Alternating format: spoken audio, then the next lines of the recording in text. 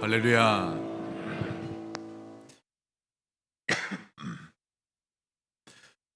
우리 성삼위 하나님은 보좌의 능력으로 시공간을 초월해서 역사하십니다. 역사하시는데 237 전체를 다스리며 역사하시고 동시에 우리 각 개개인에게까지 세밀하게 역사하고 계십니다. 이걸 믿으시기 바랍니다. 여러분의 인생의 발판은 무엇입니까? 이 말은 무엇을 믿고 사느냐는 겁니다. 여러분의 발판은 무엇입니까? 만약 하나님이 발판이 되지 않으면 문제나 위기가 왔을 때 낙심합니다. 인간적인 계산부터 되어지죠. 하나님의 보좌가 발판 되시기를 바랍니다. 시공간을 초월해서 237에 역사하시며 우리에게도 역사하고 계심을 믿으시기를 축원합니다. 오늘 제목이 복음의 비밀 독립입니다. 제가 한자를 그다지 모르는 사람은 아닌데 어릴 때부터 대한독립만세 이러다 보니까 이 독립을 광복 이런 식으로 이해한 거 있죠. 여러분, 광복과 독립은 다릅니다. 광복은 말 그대로 해방된 거, 출애굽한 거, 빠져나온 걸 말하고, 독립은 홀로 독자, 설립자, 나 홀로 서는 걸 말합니다. 즉 어디서든지 살아남는 것을 말하죠. 이 독립은 복음 속에 들어있는 비밀인데요, 복음을 누리면 누구든지 홀로 서기 할 수 있도록 만들어 주십니다. 오늘 본문 20절을 보시면 요셉이 옥에 갇혔으나 끝부분에 나오죠. 그럼에도 불구하고 요셉은 그 환경에 잡혀있지 아니하고 여호와께서 요셉과 함께 하심으로 그는 독립을 누렸던 전도자입니다. 제가 지난주 중에 주보 작업을 하면서 주일 오전에 부를 찬양을 찾고 있었는데요, 이 독립의 의미를 가진 찬양을 고르기 위해서 자세히 살펴보았는데 거의 대부분의 찬양이 바로 그런 내용에 관한 간증거리들로 가득했습니다. 예를 들면 허리를 다쳐 병원 신세를 지면서 하루하루를 무의미하게 보내던 어떤 여인이 신세 타령하고 불평을 늘 했었죠. 그러다 하나님의 은혜를 발견한 후에 지었던 곡이 주 안에 있는 나에게 딴 근심이 있으랴, 십자가 밑에 나가 내 짐을 풀었네. 태어난 지 8개월 만에 시력을 잃고 평생을 눈먼 장애인으로 살게 된 크로스비가 쓴 찬양입니다. 오 놀라운 구세주 예수 내주, 참 능력의 주시로다. 큰 바위 및 안전한 그곳으로 내 영혼을 숨기시네. 예수가 함께 계시니 시험이 오나 겁없네. 기쁨의 근원 되시는 예수를 위해 삽시다. 완전히 복음을 누리는, 즉 독립을 누리는 찬양들로 가득했습니다. 큰 화재로 자식 셋을 하루아침에 잃어버린 사람이 비통해하며 절규하며 하나님을 원망하기 시작했죠.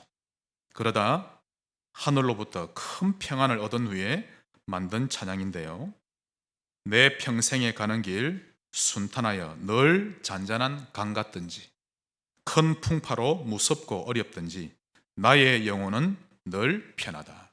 내 영혼 평안해, 내 영혼 평안해. 이처럼 무슨 찬송을 선택해도 독립이었고 어디서든지 어떤 문제에서든지 살아남는 내용이었습니다. 얼마나 제 자신이 부끄러웠는지 모릅니다. 과연 복음을 누리게 되면 누구든지 그렇게 되는 것입니다. 놀라운 복음의 힘이죠. 자, 그렇다면 이 복음은 어떤 모습으로 독립을 시킬까요? 어디서나 살아남는다라는 이 말은 도대체 무슨 뜻일까요? 비굴하게 세상과 타협하면서 살아남는다는 말입니까? 아니면 세상 사람들과 전혀 말이 통하지 않는 골수분자 같은 그런 모습으로 독립이 될까요? 진정한 독립의 모습은 어떤 모습인지 오늘 세 가지를 통해 하나님의 음성을 듣겠습니다. 첫째로, 복음은 영적 서밋이 되게 합니다. 그것이 복음의 능력입니다. 그래야만 영적 섬이 돼야만 홀로 서기, 즉 살아남기가 되기 때문이죠. 영적으로 바닥이면 그 어떤 일도 해낼 수 없습니다. 절대 바닥이 안 되시길 바랍니다. 요셉이 영적 서밋이 아니었다면 그는 결코 살아남지 못했을 것입니다. 깡다구나 인내심이 아무리 대단하다 할지라도 그것만으로는 상처를 이겨내기가 어렵죠. 그래서 먼저 여러분의 그늘이 제거되시기를 바랍니다. 뭔가 모르게 나를 우울하게 만드는 그늘, 아무 이유가 없는데 짜증나고 불만스럽게 만드는 그늘, 나를 웃지 못하게 만드는 그늘, 이것이 제거되어야 합니다. 어떤 사람 보면 늘 찡그리고 있죠. 이유가 없는데. 그러나 이유가 있습니다. 그 그늘 때문에 내가 행복하지 못한 것입니다. 거기서 벗어나지 못하는 한 나는 신앙생활도 사회생활도 힘겨울 것입니다. 가정생활도 벅찹니다, 여러분. 특히 아버지가 늘 그늘지고 있으면요, 가정 분위기가 우중충해지죠. 저희 집이 그랬습니다. 저는 지금 죄인처럼 살고 있죠. 이제는 잘해주려고. 그 그늘에서 벗어나는 길은 바로 영적 서밋입니다. 한번 따라합시다. 영적 서밋. 이것 외에는 그 어떤 방법으로도 내게 드리워진 그늘을 사라지게 할 수 없는 것입니다. 그렇다면 영적 서밋이 되는 열쇠는 무엇입니까? 바로 집중입니다. 오늘 하나님의 음성 들으시기 바랍니다. 강의 듣고 가시면 여러분 인생 실패합니다. 하나님 말씀에 귀를 기울이세요. 사람의 말에 집중하는 것이 아니라 하나님께 집중하는 것입니다. 저도 여기서 설교를 하고 또 찬양을 합니다만은 예배 시작부터 마지막까지 하나님께만 집중하려고 제가 최대한 신경 씁니다. 목사가 성도에게 잘 보이려고 또 뭔가 이렇게 좀 폼을 잡으려고 그 순간 하나님을 잊어버리죠. 최대한 하나님을 찬양하고 하나님께 집중하려고 하는 것입니다. 주옥 같은 위인들의 명언이나 그들의 교훈에 아무리 깊은 집중을 할지라도 감동은 받을 수 있지만 영적 서밋은 되지 못합니다. 그런 것은 그렇게 되어지는 것이 아니죠. 인간이 아무리 깊은 명상에 잠길지라도 인간은 조금도 어려워질 수 없고 아무리 경건한 생활을 철저히 할지라도 한 뼘만큼도 거룩해지지 않는 것입니다. 그래서 이사야는 고백했죠. 인간의 몸부림대에서 표현하기를 아무리 빨아도 깨끗해지지 않는 더러운 옷이라고 표현합니다. 그 어떤 것을 명상하고 새로운 것을 찾아내었다 할지라도 그것이 더 나은 인간으로 만들어주지 못합니다. 오직 하나님께 집중해야 합니다. 여러분의 인생을 사는 동안 그렇구나, 그때 그 말씀이 맞구나 라고 깨달아져야 합니다. 갈보리 산에 달리신 예수님께 집중하는 만큼 그 사람은 살아납니다. 저는 확실하게 말씀드릴 수 있습니다. 예수를 바라보지 않고서는 그 어떤 영적인 병도 해결되지 않습니다. 그러나 예수님을 바라보는 순간 모든 영적인 병, 심지어 육신의 문제까지도 해결되어집니다. 즉 그리스도의 역사가 일어나죠. 부활하신 주님이 감람산에 나타나셨습니다. 감람산의 예수님께 집중하는 만큼 그 사람 주변에 하나님의 나라 임합니다. 마가의 다락방에 성령으로 오셨던 예수님께 집중이 되는 만큼 그는 하나님의 힘을 체험하게 됩니다. 여러분 만약 반나절 동안 딱 6시간 동안만 여러분의 문제나 염려에 집중하면 어떻게 될까요? 그 문제가 해결됩니까? 부모나 누군가를 향해 원망하면서 그 원망에 집중을 하게 되면 우리 마음이 조금이라도 평안해지면 다행인데 절대 평안해지지 않습니다. 영적으로 진보가 되어지지를 않죠. 오히려 더 큰 문제가 오는 것입니다. 나를 살리는 길은 하나님께 집중하는 것입니다. 하나님을 체험하면 할수록 그늘이 없어지고 해맑은 양지가 되는 것입니다. 오늘 하나님께 집중하는 영적 서밋 꼭 되시기를 바랍니다. 성경에 이렇게 하나님께 집중했던 보좌를 체험했던 전도자들을 우리 한번 보겠습니다. 첫째, 모세. 출애굽기 3장에 잘 나오죠. 떨기 나무 가운데 불꽃으로 임하셨던 주님을 만나게 됩니다. 그때보다 그의 인생은 완전히 바뀌어집니다. 신명기 34장 10절에는 이렇게 표현합니다. 모세는 여호와께서 대면하여 아시던 자요. 하나님을 만나시기 바랍니다. 또 이사야 보겠습니다. 이사야 6장 직접 우리가 확인을 해야 되겠죠. 보좌에 앉으신 주님을 체험하셔야 합니다. 이사야 6장 1절에서 5절까지입니다. 우시야 왕이 죽던 해에 내가 본즉 주께서 높이 들린 보좌에 앉으셨는데, 이때부터 이사야는 완전히 생이 바뀐 것입니다. 그의 옷자락은 성전에 가득하였고 서랍들이, 즉 천사들이 모시고 섰는데 각기 6날개가 있어 그 둘로는 자기의 얼굴을 가리었고 보좌와 천군을 보았죠. 그 둘로는 자기의 발을 가리었고 그 둘로는 날며 서로 불러 이르되 거룩하다 거룩하다 거룩하다 만군의 여호와여, 그의 영광이 온 땅에 충만하도다 하더라. 이같이 화답하는 자의 소리로 말미암아 문지방의 터가 요동하며 성전의 연기가 충만한지라. 그때에 내가 말하되 화로다 나여 망하게 되었도다. 나는 입술이 부정한 사람이요 나는 입술이 부정한 백성 중에 거하면서 만군의 여호와이신 왕을 비었음이로다 하였더라. 하나님의 보좌가 이사야의 발판이 되어버렸습니다. 그러니 쉽게 영적 서밋이 될 수 있는 것이죠. 여러분의 기도 시간이 그런 시간 꼭 되시기를 바랍니다. 하나님을 만나면 됩니다. 스데반이 돌에 맞아 죽기 전에 말했죠. 주님이 자기를 배웅하기 위해 일어서서 마중하고 나오심을 체험했던 것입니다. 오늘 하나님을 체험하고 영적 섬이 되시기를 바랍니다. 큰 두 번째로, 복음은 기능 서밋이 되게 합니다. 이것이 독립이 되는 모습이죠. 한 번은 곰곰이 생각하셔야 됩니다.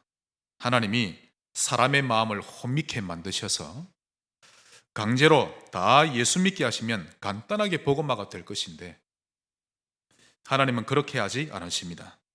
모든 사람을 불치병에 걸리게 하거나 귀신 들리게 하거나 한 번이라도 귀신을 보여주시거나 지옥을 한 번만 체험하게만 해도 사람들은 두 손 두 발 다 들고 교회로 몰려올 것인데, 그러면 아주 쉽게 세계복음화가 될 것인데, 하나님은 그렇게 하지 않으십니다.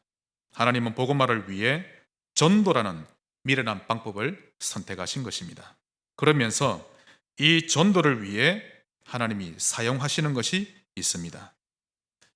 첫 번째로, 하나님은 전도 때문에 자리를 사용하십니다.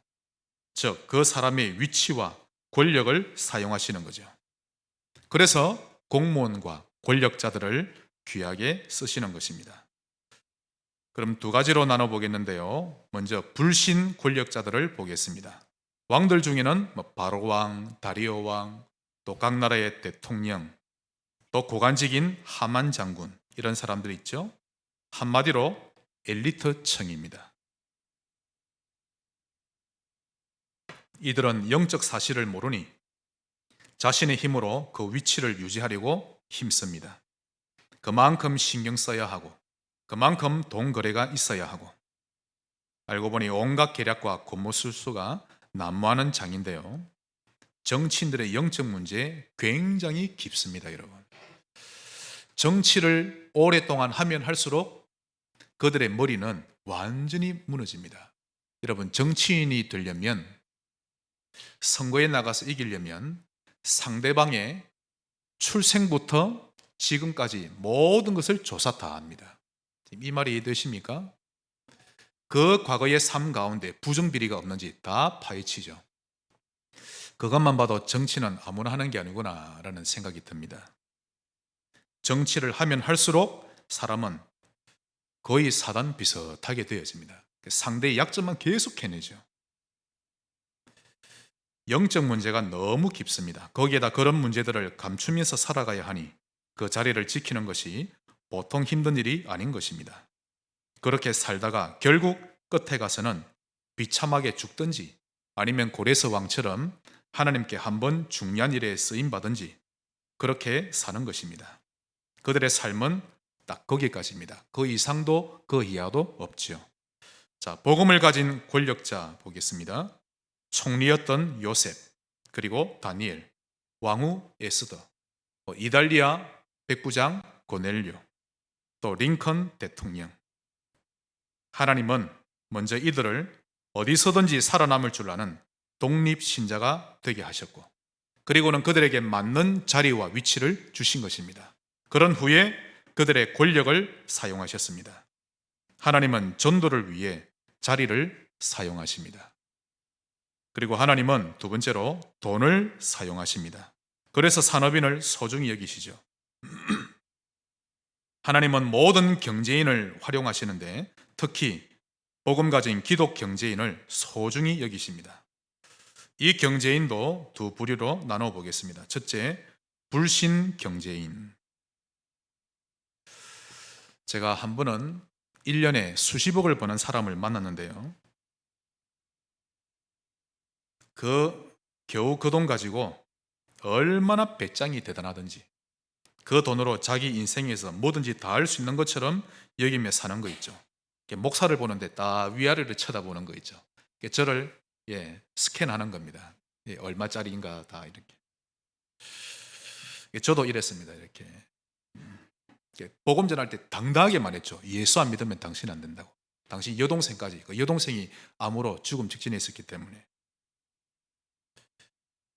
그래서 예수님은 전도의 첫 사역을 하실 때 돈 많은 자나 지위가 높은 자를 찾아가지 않으시고 우리처럼 가난하고 병들고 배경이 없는 자들을 가장 먼저 찾아가셨고 그들을 제자로 삼으셨던 것입니다. 이유는 그들은 배경으로 삼을 만한 게 없으니 가진 자들보다 더 쉽게 오직 복음이 될 수 있었기 때문입니다. 두 번째로 복음 가진 산업인을 보겠습니다. 먼저 로마서 16장에 나오죠. 베베. 평신도 산업인으로 있으면서 바울의 부교역자까지 이 부교역자의 칼까지 잘 감당해내었던 집사님입니다. 보호자라는 별명을 얻을 만큼 헌신했죠.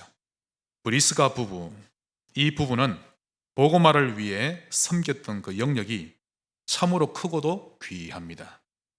전도자와 교회의 동력자요, 식주인 역할까지 넉넉히 잘 감당했었고요. 심지어는 핍박 시대에 성도들이 큰 위로를 얻기까지 했습니다. 그 다음 가이오 역시 전도자의 동반자요, 온 교회 식주인 역할까지 넉넉하게 감당했던 산업인이었습니다. 피장 시몬, 사도행전 10장에 나오죠.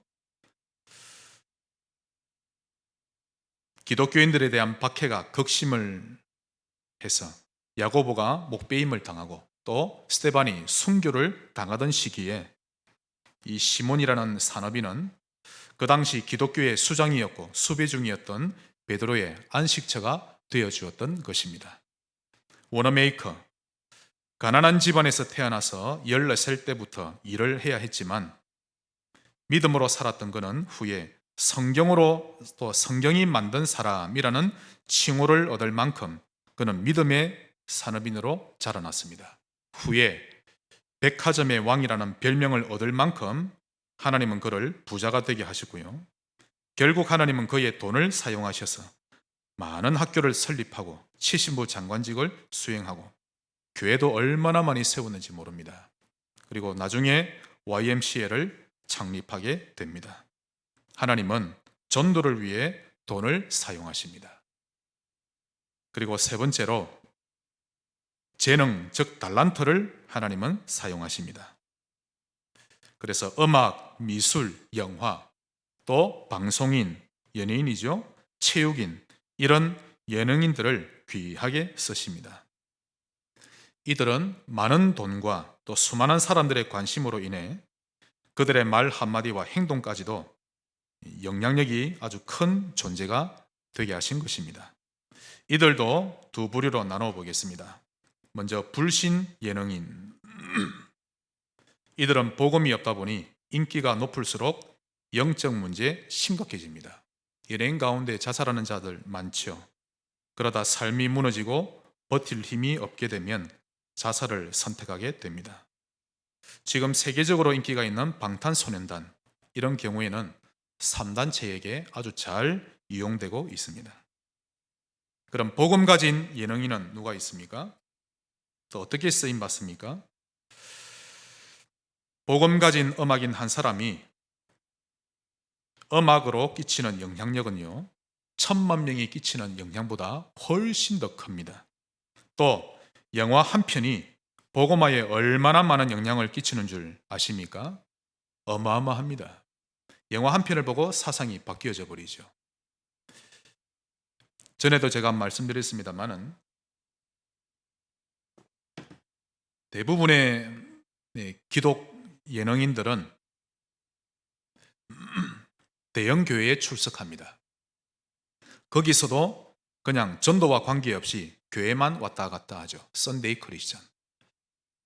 만약 실력 있는 예능인 한 명이 음악을 잘하든지 미술을 잘하든지 또 연예인이든지 한 명이 지방에 있는 작은 교회에 가서 몇 년만 플랫폼이 되져도 그 지방의 하나님 나라 멋지게 임합니다.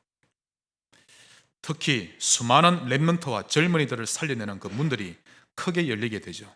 이렇게 귀한 사역을 많은 기독 예능인들이 모르고 그냥 교회만 다니는 것입니다. 오히려 이단이나 타 종교에 빠져 있는 예능인들이 이런 큰 일을 하고 있는 것입니다. 특히 야구 선수 박찬호 씨, 그는 개인이 큰 위기 왔을 때, 자살 직전일 때 뉴에이지 명상의 전도를 받고 거기에 심취해서 힘을 얻은 것입니다. 지금은 뉴에이지 전도사 역할을 하고 있습니다. 여러분의 기능이 복음화에 쓰임 받으시기를 바랍니다. 전도 때문에 하나님이 주셨던 것입니다. 이런 하나님의 방법을 발견한 자가 기능 서밋입니다. 그냥 일 잘한다고 서밋이 아니라 복음 때문에 하나님이 기능을 사용하신다는 것을 깨닫고 서밋에 도전하는 자가 기능 서밋인 것입니다. 자, 큰 세 번째로, 복음은 어떠한 모습으로 우리를 독립시킵니까? 문화 서밋으로 만들어내는 것입니다. 즉, 재창조의 주역이 되게 하죠. 한번 따라합시다. 재창조, 다시 만들어내는 겁니다. 즉, 현장에 있는 흑암 문화를 복음 문화로 바꾸어 버립니다. 창세기 3장, 6장, 11장의 문화를 그리스도의 문화로 바꾸어 버리죠. 독립, 살아남는 것을 넘어서서 살려내어 버리는 것입니다. 먼저 사람을 재창조시킵니다. 삶의 소망을 잃어버린 자에게는 복음으로 희망을 갖게 해주고, 포기한 자에게는 다시 살고 싶은 마음을 갖게 해주고 힘을 얻게 해주는 것입니다.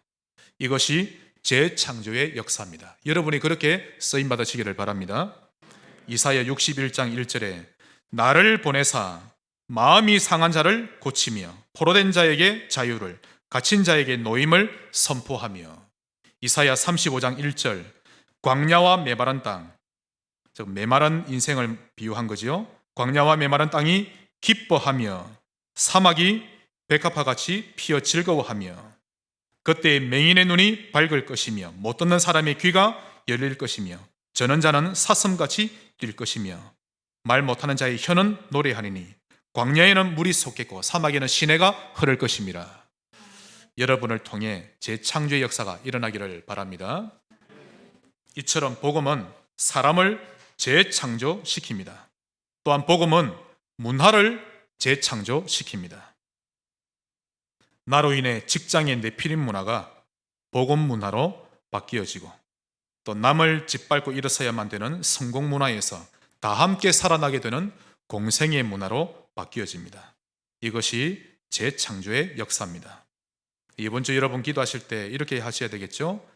하나님, 나로 인하여 재창조의 역사가 일어나게 하옵소서. 우리가 죽고 나서 장례 치를 때 많은 전문객들이 오겠죠?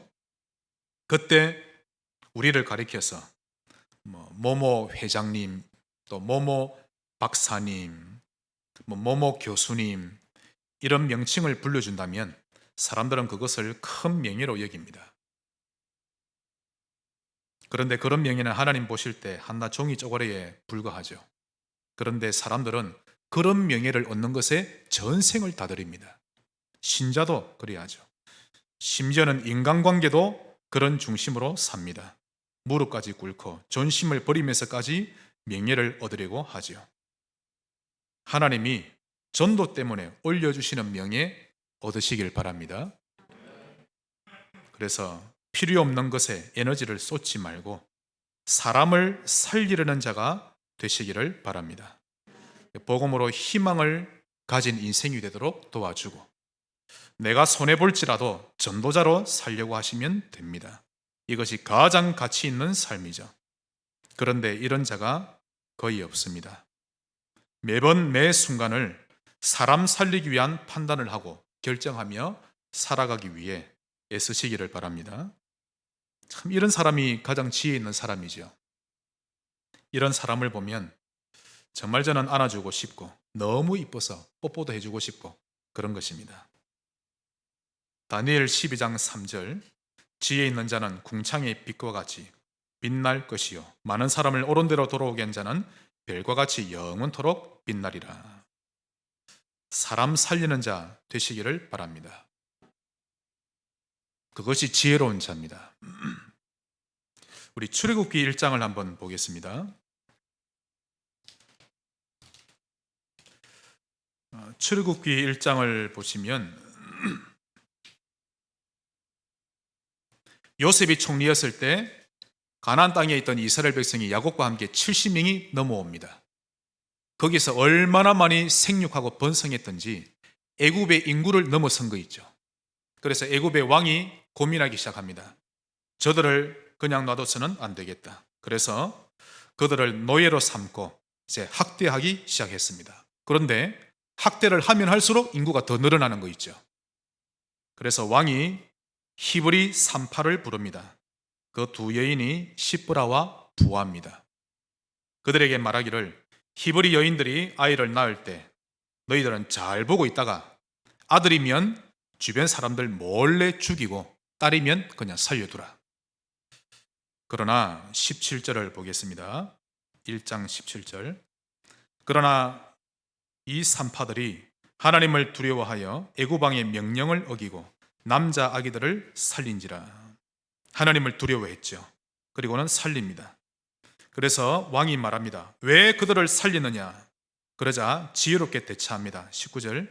히브리 여인들은 애굽 여인과 다르게 너무 건강해서 내가 도착하기도 전에 애를 벌써 낳았나이다. 다들 눈 시퍼렇게 뜨고 보고 있는데 어떻게 애를 죽일 수 있습니까? 그러지를 못했습니다. 그러자 왕은 결국 군인들에게 말합니다. 히브리인들의 눈치를 볼 것 없이 저들이 아이를 낳으면, 사내 아이면 그 자리에서 죽이라. 그러자 모세가 태어났을 때 그 어머니가 갈대 상자에 갓 태어난 모세를 넣어서 나일강에 떠내려 보냅니다. 그때 누가 따라가죠? 모세의 누이 미리암. 미리암이 동생이 담겨있는 갈대 상자를 따라갑니다. 그때 바로의 딸이, 공주가 목욕하러 나오죠. 그때 미리암이 가서 지혜롭게 말합니다. 유모가 필요하십니까? 그 한마디로 어머니를 불러와서 자기 동생의 젖을 먹이고 언약으로 키우게 합니다. 즉 결국 애굽의 바로 왕의 딸의 왕자로 사는 썸이 되겠지만 결국 복음을 아는 스미 TCK로 자라게 누이가 했던 것입니다. 이해가 되십니까? 만약 미리암의 그런 지혜가 없었다면 애굽의 사상이 물든 그냥 복음 없는 TCK로 자랐을 것인데, 누이 한 사람의 지혜로 복음 가진 서밋 TCK로 자랄 수 있었던 것입니다. 이것을 보고 문화 서밋이라고 합니다. 사람 살리는 자 되시기 바랍니다. 한 번씩 제가 TV를 보다 보면요, 한 분야에 뛰어난 기능을 가진 장인들이 소개됩니다. 저는 칼 만드는 장인을 봤거든요. 특히 일본 사람과 한국 사람 비교하는 것도 봤는데 몇 대를 이어서 그 기술을 전수합니다. 거기에 생을 걸죠. 자기 당대에서 그 기술이 끝나는 것을 원치 않기 때문입니다. 누가 봐도 훌륭한 사람이면은 틀림없습니다. 그런데 저는요, 이전에는 그런 사람들의 삶이 가장 잘 사는 삶인 줄 알았는데 복음을 알고 눈을 뜨고 보니 그게 아니었습니다. 그런 삶 또한 서론 인생에 불과한 거 있죠. 오히려 복음 없이 열심히 일만 하다 죽어버린 그들이 불쌍히 보였습니다. 또 사랑하는 이성을 얻기 위해 사랑을 선택하는 삶이 아름다운 삶인 줄 알았는데 아니었습니다. 지금 청년들은 잘 모르겠죠? 사랑 선택하는 것이 아름다운 것이 아닙니다. 그것도 지나고 나면 껍데기에 불과하죠. 가장 잘 사는 삶은, 가장 아름다운 삶은 예수를 누리고 사는 삶입니다. 그리고 사람을 살리는 삶이죠.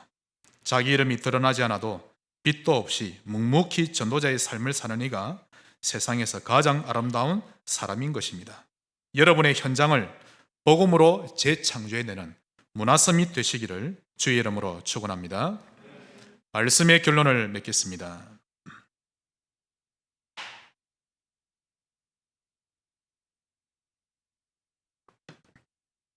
저의 아버지를 소개하겠습니다. 그게 오늘 진정한 결론인데요. 저의 부친은 어시장에서 일을 마치고 집에 오시면 오후 5시쯤 됩니다. 현관문을 열고 신발을 벗기도 전에 거실에 걸터 앉아서 기도부터 하십니다. 항상 우리에게 인사도 하기 전에 기도부터 하시는데요. 하루 일과를 인도하심에 대한 감사 기도입니다. 항상 하나님 중심이죠. 저녁 식사 후에 조그마한 밥상에서 장부 정리하시고는 반드시 성경을 읽으십니다. 돋보기를 딱 끼고 빨간 색연필에 이런 거 딱 대고, 옛날에 성경이 서류로 돼 있죠? 줄을 쭉 꺼가면서 한참을 말씀을 묵상하십니다. 그리고 눈을 감고 깊이 묵상하시죠. 늘 그 모습이었습니다. 다음 날 새벽에는 일 나가기 1시간 전에 일어나셔서 반드시 집중기도 하십니다. 그때는 완전히 토해내시죠. 너는 내게 부르짖으라. 딱 그 말씀 그대로입니다. 기도 소리가 다 들립니다. 옆방에서 제가 잤기 때문에 저희 형과 함께. 항상 교회 목사님이 1순위 기도입니다. 이 교회를 하나님 살려주시고 사용해달라고. 그리고는 부교육자들 두고 기도하고, 그리고는 온 세계와 선교사님 두고 기도하고, 우리 가족은 맨 나중에 기도합니다. 이런 생활을 꾸준하게 하시는데, 이런 삶을 통해 아버지는 영성을 키워 가셨던 것입니다. 그래서 교회에서 대표기도 하실 때는 안수지사님이었기 때문에 대부분이 주일 저녁 예배나 수요 예배 때 기도하셨는데요. 그때 그곳에 참여했던 성도들이 아버지 기도에 은혜 받고 있다는 것을 저는 알 수 있었습니다. 왜냐하면 어렸던 저의 가슴도 뜨거웠으니 두말할 필요 없는 것 아닙니까? 저는 아버지의 그런 모습을 보고 자랐습니다. 집에서 기도하는 모습을 자녀들에게 얼마만큼 보여주고 있습니까? 직장이 복음화 되기를 1분이라도 얼마나 간절히 기도하고 있습니까? 여러분이 몸담은 교회를 위해서 얼마나 간절한 기도가 되어집니까? 기도가 없는 신자는요, 불평만 할 줄 알았지 교회를 위한 간절한 기도 할 줄 모릅니다. 우리 교회는 이게 안 되네, 이게 안 되네, 장로님은 왜 저래, 목사님은 왜 저래.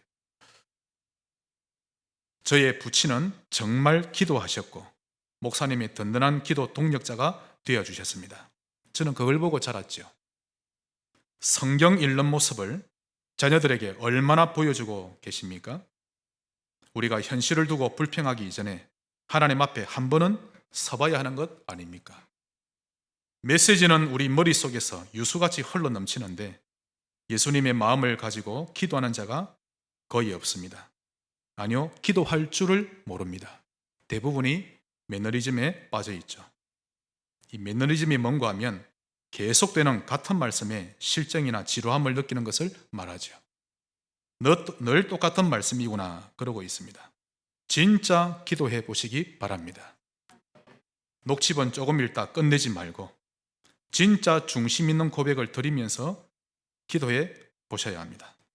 독립신자, 즉 어디서든지 어떤 환경에서든지 살아남는 신자 되시기를 바랍니다. 항상 기뻐하라. 문제 왔는데 쉬지 말고 기도하라. 범사에 감사하라. 이는 그리스도 예수 안에서 너희를 향하신 하나님의 뜻이니라. 오늘 이 자리에 계신 모든 부모님들과 어른들의 마음을 담고 제가 마지막으로 우리 모든 어른들을 대신해서 모든 렘넌트, 특히 청년들에게 당부의 말씀을 드립니다. 원망에 빠져 있지 마세요. 살아남으시기 바랍니다. 사람이나 교회나 환경에 대해서 불만에 빠져 있지 말고 혼자 살아남으시기 바랍니다. 세상의 노래가 여러분의 가슴에 먼저 담기면 안 됩니다. 그리스도가 담기시길 바랍니다. 세상의 학문이 담기기 전에 그리스도가 담겨야 합니다. 언약 잡고 서밋에 도전하시길 바라고요. 영적 서밋, 기능 서밋, 문화 서밋 되어서 하나님께 사랑받고 사람에게 칭찬받는 우리 모든 렘넌트와 우리 성도님들 되시기를 주의 이름으로 축원합니다. 하나님께 감사드립니다. 복음을 누림으로 독립신자 되게 하옵소서. 예수님 이름으로 기도합니다. 아멘.